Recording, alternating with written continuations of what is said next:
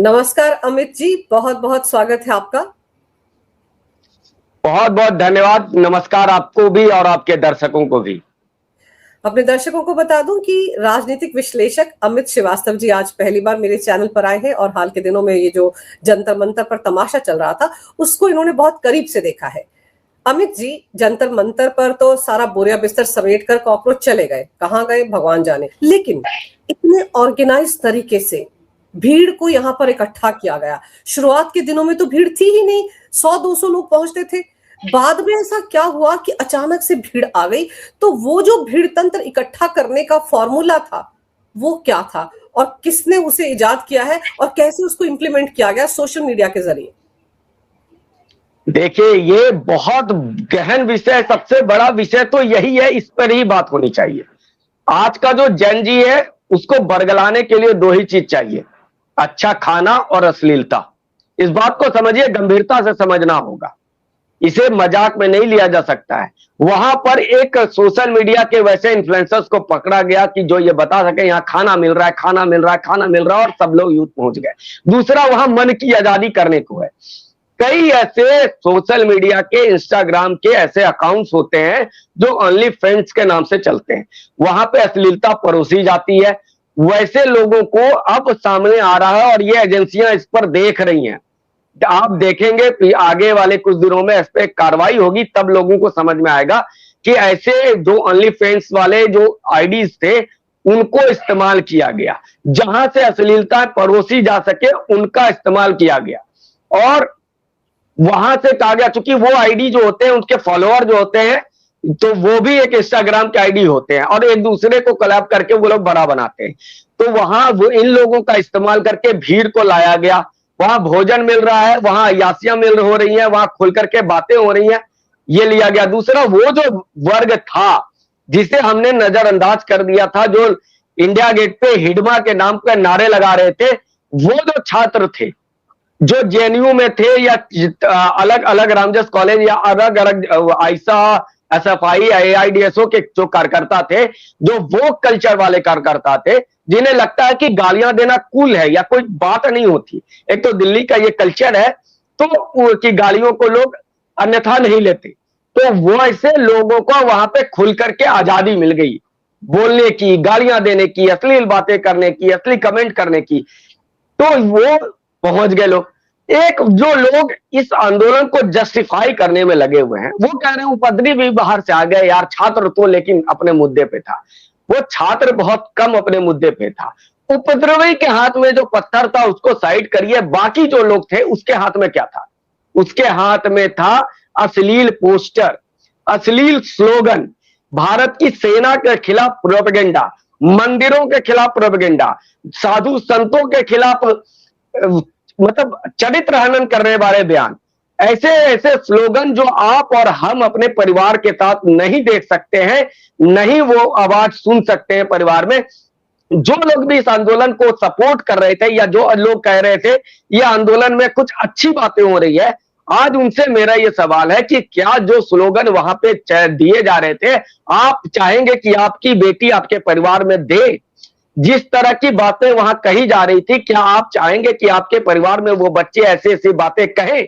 अगर नहीं कहेंगे तो फिर इस पर भी बात होनी चाहिए। अब छोड़ दीजिए उपद्रवी बाहर से आ गए होंगे और बाहर से, जो वहां पे आप जिसे छात्र कह रहे हैं या जो अंदर बैठे हुए लोग थे वो क्या कर रहे थे? और क्या एक बार भी ये कहा किसी ने भी कि मंच से कि ऐसी ऐसी अश्लील बातें मत कहो? हिंसा के लिए तो कह रहे थे, लेकिन अश्लील बातों के लिए कौन कहेगा? समाज को जो हिंसक बनाया जा रहा था उस पर कौन कहेगा?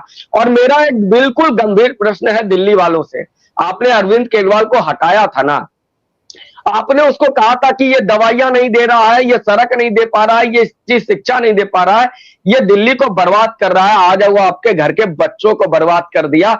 जिस तरह के बयान उनसे दिलवाए हैं, आप बताइए वो आपके घर के बच्चे, वो अरविंद केजरीवाल के घर के बच्चे नहीं है। आपके नस्ल को बर्बाद कर दिया आम आदमी पार्टी ने, इस बात को समझने का प्रयास कीजिए। तो सोचिए कितना बड़ा बदला लेकर के गया है आम आदमी पार्टी। इस बात को गंभीरता से दिल्ली वालों को समझना पड़ेगा और ये देश को समझना पड़ेगा। वो कल्चर के नाम पर जैनजी का जिस तरह से गलत इस्तेमाल किया है आम आदमी पार्टी ने, क्योंकि ये तमाम लोग तो आम आदमी पार्टी के ही थे, ये शुरू से पता था। उसके बाद उसका इस तरह से मतलब इमोशनल ब्लैकमेल करना, ये तो अरविंद केजरीवाल को आता है। लेकिन अगर शिक्षा की बात में करें, और ये लोग तो सारे आम आदमी पार्टी के प्रवक्ता थे, ऑफिशियल प्रवक्ता थे, ये लोगों से अब सवाल पूछा जा रहा है पंजाब को। और दूसरा, दिल्ली में 108 स्कूलों को तोड़ने की अभी आदेश आए हैं जो जर्जर है। अभी 1 साल पहले ही तो बीजेपी की सरकार बनी ना, उससे पहले 10 साल तो अरविंद केजरीवाल की सरकार थी, आम आदमी पार्टी की सरकार थी। कैसी स्कूलों, जर्जर स्कूल में ये पढ़ा रहे थे। अब ये दिल्ली वालों को भी समझ में आ गया और पंजाब वालों को भी समझ में आ गया, इनका शिक्षा से क्या लेना देना। तो इस शिक्षा के नाम पर इमोशनल कार्ड खेल करके ऐसे जेन्युइन मुद्दे को हाईजैक किया, और उसके बाद वो निवेदिता नारायण जो मुख्तार अंसारी के घर की बहू है, जो उसके आज योगेंद्र यादव और उनकी पूरा परिवार आंदोलन जीवी सारे वहां पहुंच गए थे, ये सब नंगे हो गए। अब इन पर कार्रवाई भी होगी, क्योंकि अब तो सवाल सब लोग ये कर रहे हैं कि ये आंदोलन जीवी हमने सरकार से सुन लिया, ये आंदोलन जीवी है, हमने पहचान कर ली ये आंदोलन जीवी है, लेकिन इन आंदोलन जीवियों पर कार्रवाई क्या करेगी सरकार। अब सरकार पे अब ये दबाव बनेगा, और हम तो कहते हैं कि सब लोग दबाव मिलकर बनाइए कि सरकार अब इन आंदोलन जीवियों का कसकर इलाज करे, ताकि ये दोबारा से उठने की कोशिश ना करे। अमित जी, आप बिल्कुल सही कह रहे हैं कि वहां पर जिस तरह से अश्लील बातें की गई, अश्लीलता परोसी गई और फिर उसके बाद उसको इंस्टाग्राम पर डाला गया और व्यूज बटोरे गए और उस पर किसी ने रिएक्ट भी नहीं किया। अब वो लड़कियां आजकल रोती गाती फिर रही हैं, माफिया मांगती फिर रही हैं, लेकिन वहां पर जो मंच पर बैठे थे किसी ने उनको नहीं रोका। तो इसका मतलब तो साफ है कि उनको जानबूझकर यहाँ बुलाया गया था ताकि वो पीएम मोदी को गालियां निकाले। अब सोचिए, एक लड़की जो क्या नहीं बोल रही थी, मतलब कान खराब हो जाए उसकी बातें सुनकर, और बाद में वो 13वीं मना रही थी वहां पर कि खाना खा लो, ये खा लो, उनके खिलाफ एक्शन नहीं होना चाहिए क्या? नहीं, ये सब पे एक्शन होना शुरू हो गया है। ये रो इसलिए नहीं रहे कि सोशल मीडिया पे उनका वीडियो वायरल हो गया। जिसके दिमाग में गंदगी थी वो गंदगी सामने आई है, उससे कोई फर्क नहीं पड़ रहा।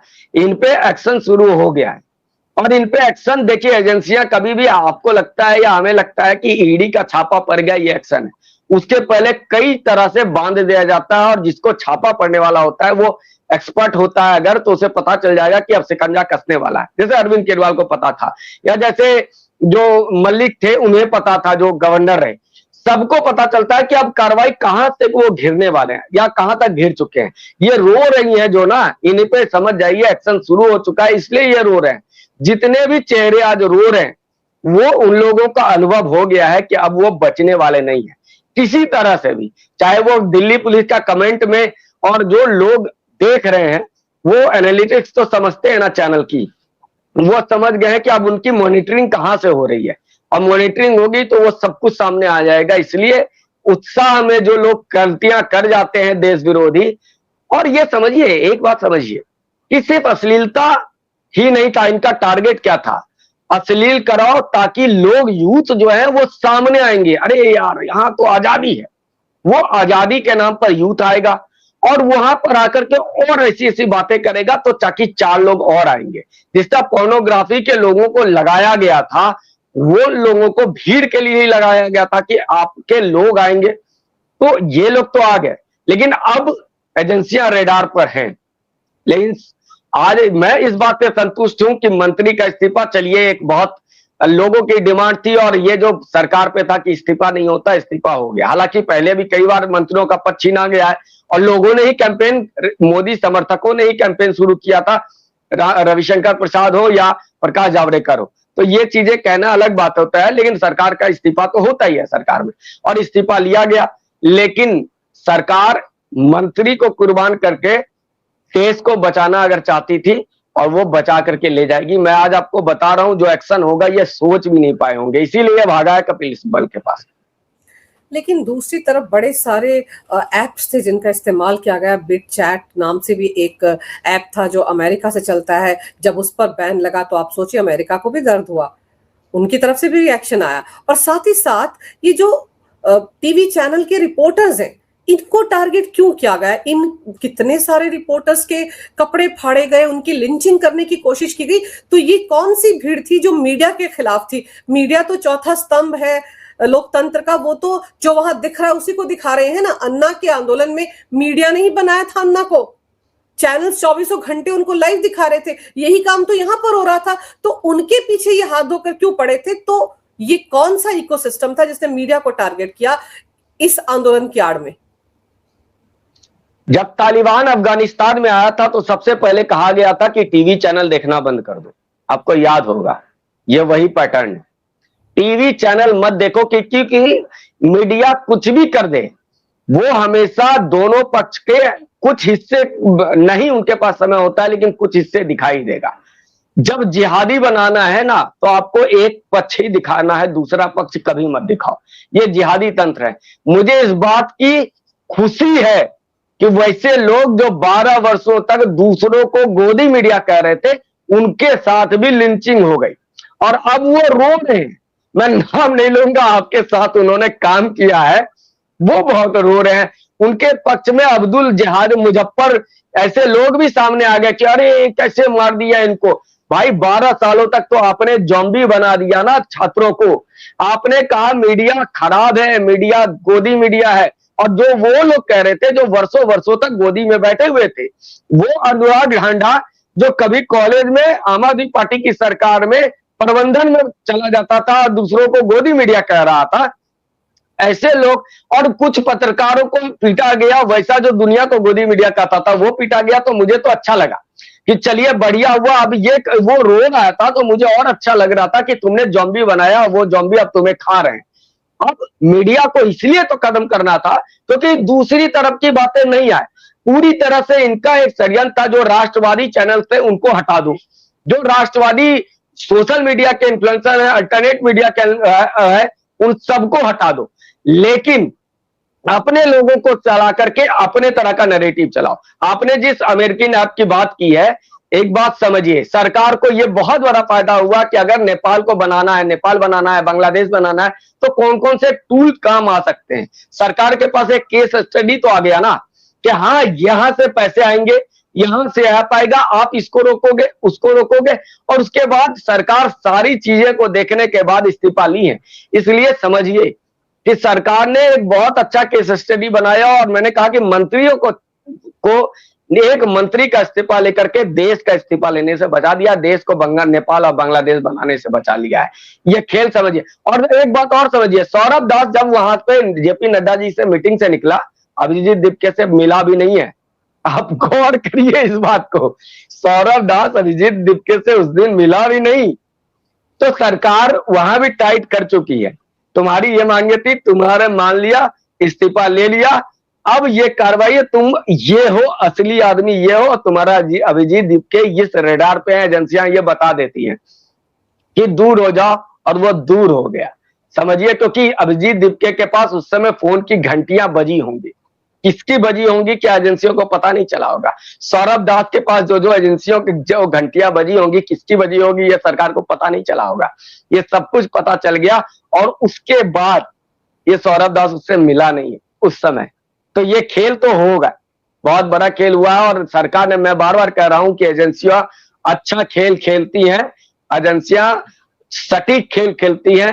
वो अपने एक एसेट को अगर खोती है तो वो उसके पीछे देश को पूरा बचा लेती है। इस बात को समझ जाइए, बाकी आगे देखिएगा होता है क्या। पर अमित जी, दूसरी तरफ आप ये देखो ना, जैसे आप कह रहे हैं कि सौरभ दास तो मिला ही नहीं अभिजीत दीपके से। दीपके ने तो ये कहा कि अरे मुझे तो टाइफाइड हो गया है, इसलिए मैं चला गया था। लेकिन उसका सोशल मीडिया पर एक वीडियो वायरल हो रहा है जहां पर वो जर्मन शेफर्ड का वीडियो कॉल अटेंड कर रहा है, बड़ी बड़ी बातें कर रहा है। उधर से उद्धव ठाकरे कहते हैं बस मैं दीपके से मुलाकात करके आगे का डिसाइड करूंगा, और दीपके जो है वो कपिल सिब्बल के चक्कर काट रहा है। तो क्या लग रहा है आपको, क्या कोई राजनीतिक पारी खेलने की कोशिश हो रही है या फिर कोई और वजह? नहीं, कपिल सिब्बल की पहचान राजनीतिक पारी खेलने और खिलाने वालों की नहीं है। राजनीतिक पहचान उनकी कुछ भी नहीं रही है, उनकी पहचान बस रही है कोर्ट फिक्सर्स की। अब उन्हें पता है कि जो भीड़ तंत्र का इस्तेमाल करके अभिजीत दीपके और ध्रुव राठी और आम आदमी पार्टी के जितने तमाम गुर्गे थे, उन लोगों ने खेल तो कर दिया, तमाशा तो कर दिया। अब जो मुद्दे थे वो जेन्युइन मुद्दे थे, उस पर सरकार एड्रेस भी कर गई। जो आम भावना बन गई थी कि धर्मेंद्र प्रधान का इस्तीफा हो, वो भी हो गया। जो रेमेडीज की बात थी, प्रधानमंत्री खुद एड्रेस करने लगे, और उस पर जो व्यूज और कमेंट आ रहे थे, इसे भी पता है, ये जितने भी तिलचट्टे थे इन्हें भी पता है कि इनकी धरातल की स्थिति क्या है। अरविंद केजरीवाल इसको कितनी मदद कर सकते हैं। दरअसल आप देखिए, कॉकरोच जो शब्द है वो सीजीआई साहब ने दिया था, वो आंदोलनजीवी जो वकील हैं, हर बात पे पीआईएल डालते हैं, उन्होंने ही ये कॉकरोच शब्द वहां से आया था। ये आ गए कॉकरोच क्योंकि अरविंद केजरीवाल उन्हीं दिनों स्वर्णकांता शर्मा जो जस्टिस थे उनके खिलाफ लड़ रहे थे, भारत की जुडिशरी व्यवस्था को बदनाम कर रहे थे। इन्होंने तो मीडिया को गोदी मीडिया बना दिया था, इन्होंने कार्यपालिका को कंप्रोमाइज बना दिया था और विधायिका को वोट चोरी से बता दिया था। एक जुडिशरी थी जो भारत के लोकतंत्र का चौथा स्तंभ है, उसको खत्म करना था। इन बिटवीन ये पेपर लीक हो गया, तो अब ये कॉकरोचों को लगा कि ये वाला मामला है, इससे तो जनता भी सामने आ जाएगी, और इसलिए इन्होंने पैटर्न चेंज किया अरविंद केजरीवाल के गुर्गों ने। उसके बाद अब इन्हें पता चल गया कि अब तो मुद्दा खत्म हो गया, और प्रधानमंत्री मोदी के जो व्यूज और जो कमेंट्स आ रहे थे उससे ये बात तो समझ में आ गई कि मोदी के खिलाफ हम नहीं जा सकते। तो ये गए हैं कोर्ट फिक्सर के पास, और कोर्ट फिक्सर इसे बचा पाएगा, ये बड़ा सवाल है। क्या कपिल सिब्बल बचा लिए उमर खालिद को? क्या कपिल सिब्बल शर्जील इमाम को बचा लिए जो तुम्हें बचा लेंगे?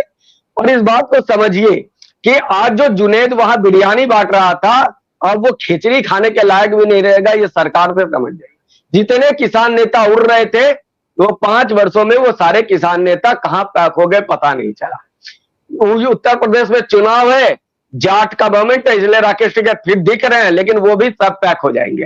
तो ये बात समझिए, ये कोर्ट फिक्सर के पास गया हुआ है, लेकिन ये कोर्ट फिक्सर की कितनी औकात रह गई है, इस बात को समझ जाइए। तो ये सबसे कुछ नहीं होगा। हर कोई जानना चाहता है कि इनको फंडिंग कहां से हुई, और एमईए का एक स्टेटमेंट आया था कि नहीं, इस कॉकरोच आंदोलन में कहीं बाहर से फंडिंग नहीं हुई, लेकिन 22 लाख रुपए रोजाना वो जुनैद जो खाने लेकर आ रहा था, जुनैद का इतना बड़ा कारोबार, इतना मल्टी मिलियनर है कि वो रोज ट्रक भर भर के पिज्जा और बर्गर ला रहा था। अरे भाई, कहीं से तो पैसा आ रहा था, तो वो भी तो जांच एजेंसी को पता लगाना होगा ना, जनता जानना चाहेगी। अब ये बात और भी समझ में आ गई कि जब भी देश विरोधी ताकतें आएंगी, जो ये नैरेटिव, ये देखिए वहां पे क्या चल रहा था। एक लड़की का वीडियो वायरल कराया जा रहा था कि मेरी दोस्त जो है वो मुस्लिम है, 1 बजे रात में भी जाऊंगी तो मैं खाना दे देगा, कोई हिंदू नहीं देता।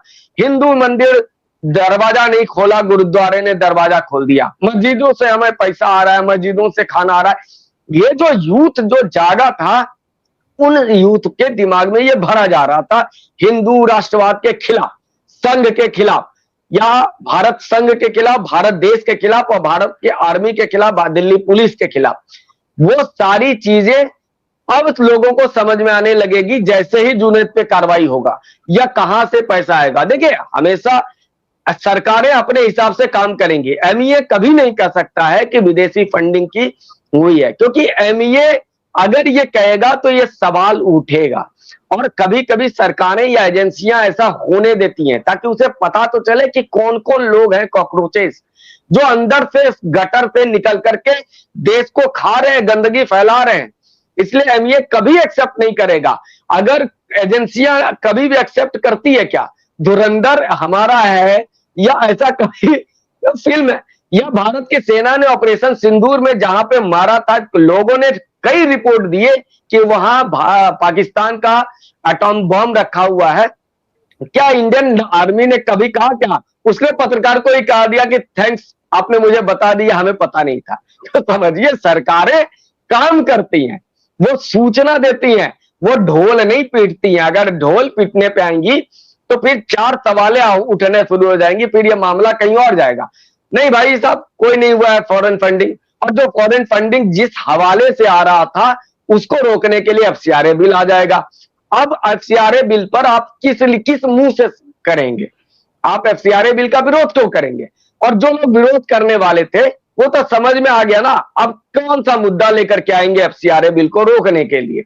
ये सारी चीजें एक साथ ही नरेंद्र मोदी सरकार ने कर दिया। संसद में जो रुकावट थी, डिलिमिटेशन का मामला, वो भी खत्म हो गया। जो नारी वंदन अधिनियम को दोबारा से लाना था, वो खत्म हो गया। अब सरकार के पास मौका है कि वो अपने सारे एजेंडे को इस संसद में पास करा ले।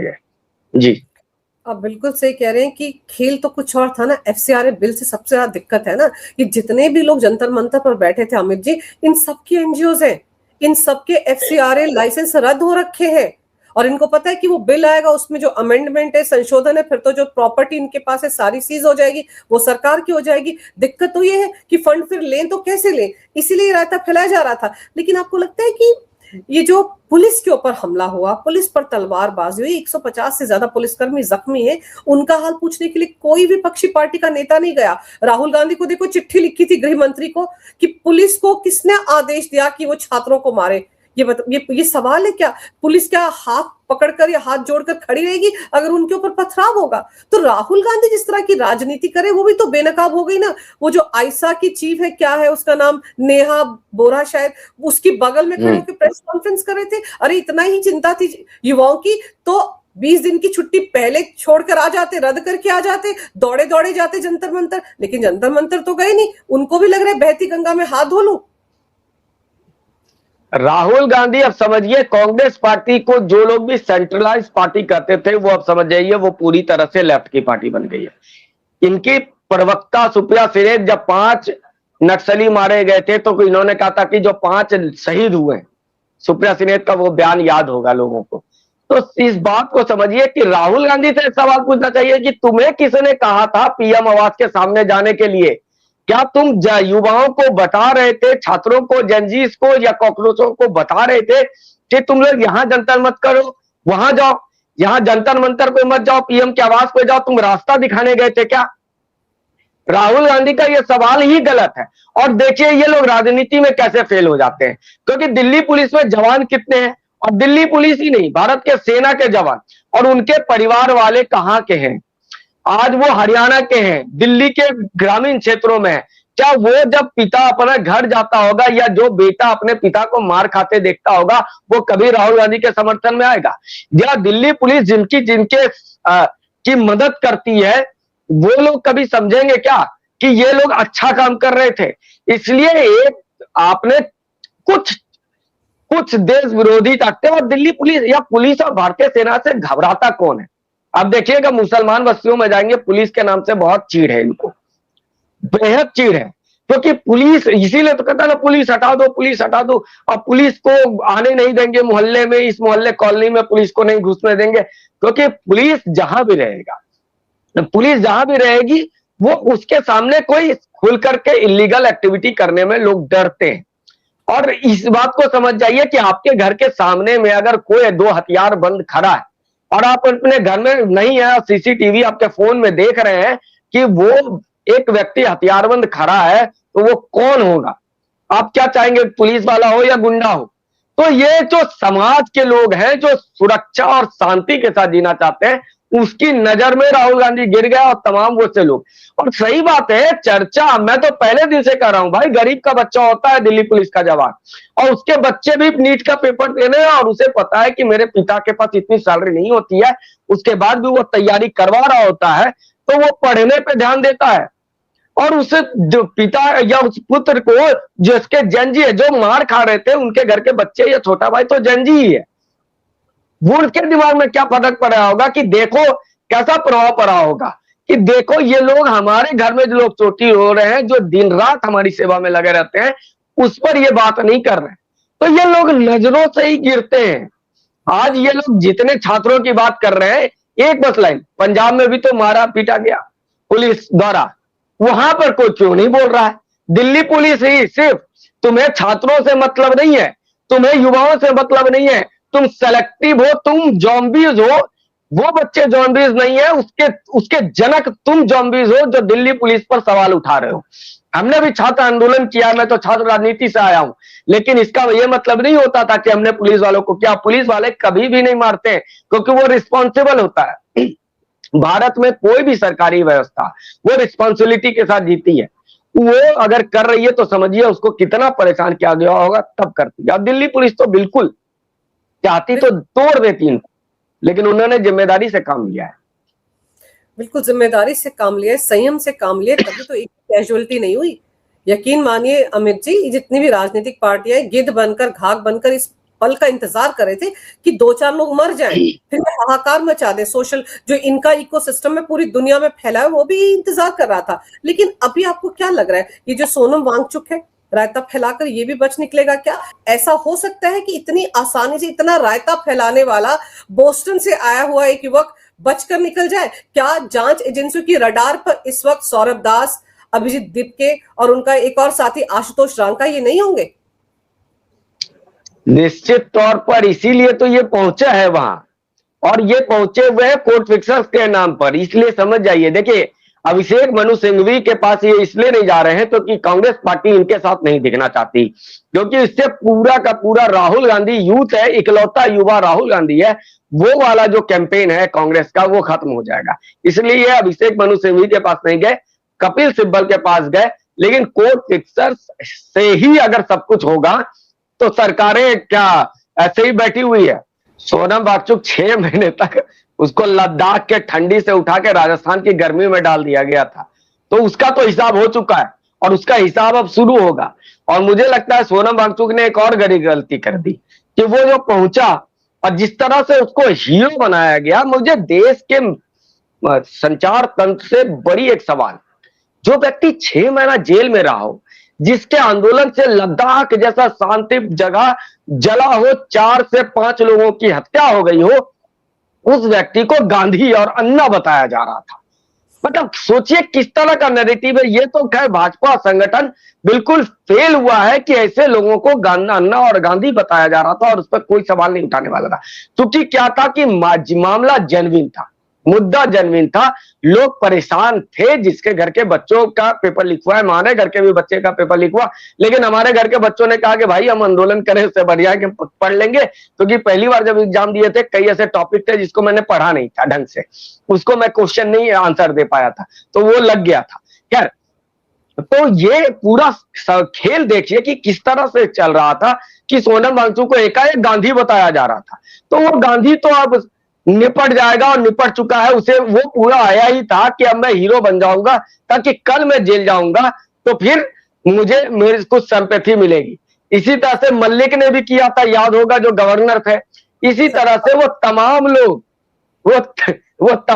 जो देख लेते हैं कि अब मैं फंसने वाला हूं, तो खुद को गांधी की तरह प्रस्तुत करवाने लगते हैं, खुद को योद्धा बताने लगते हैं, लेकिन उससे कोई फर्क नहीं पड़ता है। सरकारें ये सोचती ही नहीं है, और सरकार, खासकर मोदी सरकार तो बिल्कुल नहीं सोचते। अगर तुम पे कार्रवाई होना है तो तुम कितने महान बने रहो, कार्रवाई तो होती ही रहेगी। निपटा दिया गया।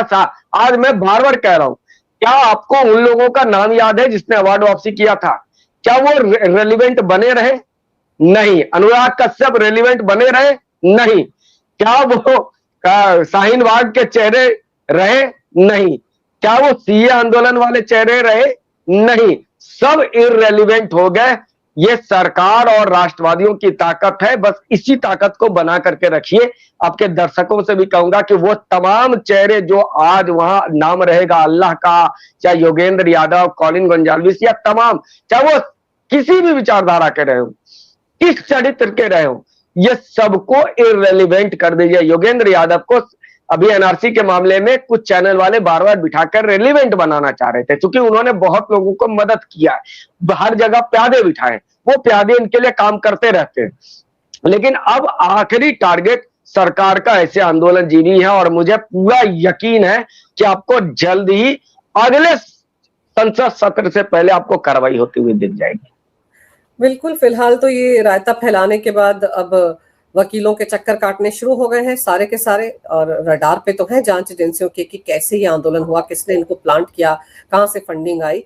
तो बहुत जल्दी इस बारे में भी खुलासे होंगे। और जो राजनीतिक पार्टियां, खासतौर पर केजरीवाल एंड कंपनी, वो जो टी शर्ट में बेडरूम में बैठकर भी आजकल वीडियो बना रहे थे, तो उनकी भी पोल पट्टी खुलेगी। उनको तो ये भी टेंशन होगी कि कहीं ऐसा ना हो दीप के उनको छोड़कर उधर चला जाए, उद्धव ठाकरे के पास, क्योंकि दोनों की हालत एक जैसी है, दोनों के पास कोई पदवत तो है नहीं। तो देखते हैं इसको लेकर और क्या कुछ खुलासे होते हैं। लेकिन अमित जी, आपने टाइम निकाला, बहुत विस्तार से इस विषय पर बहुत अहम जानकारी मेरे दर्शकों को दी, आपका बहुत बहुत धन्यवाद।